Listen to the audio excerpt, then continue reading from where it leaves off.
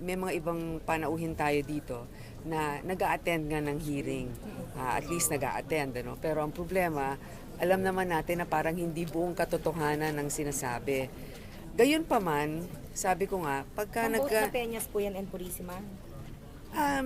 Si General Purisima, di ba merong mga hindi rin kapanipaniwala, limbawa na sabi nga niya, it's just an advice, it's not a command. So sinabi ko, pag ikaw ba yung nagbibigay ng utos, sinasabi mo, uy, payo lang ito ha, hindi ito utos ha.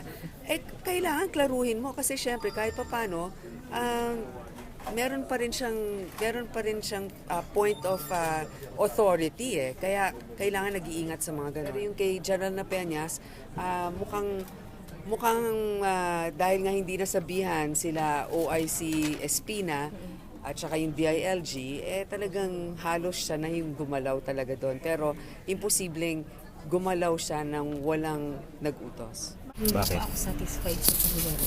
Bakit? Parang nagpapasapasahan pa kasi sila ngayon eh. Kaya hindi pa kami satisfied.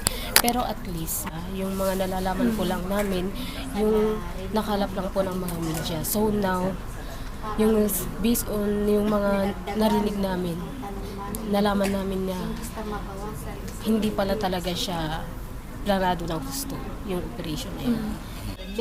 Basing sa statement nila kanina, lalo na si Sir Purisima, yung mga nasa position na may power and authority na magbigay ng command, hindi namin kinukwestiyonaran yung mission kasi alam namin na yun ang trabaho nila as a law enforcement. Pero bago sila pumunta doon, may nag-order, di ba? Pero the time na nangailangan sila ng tulong, they cry for help. Saan ang gobyerno natin? Ba't saan sila?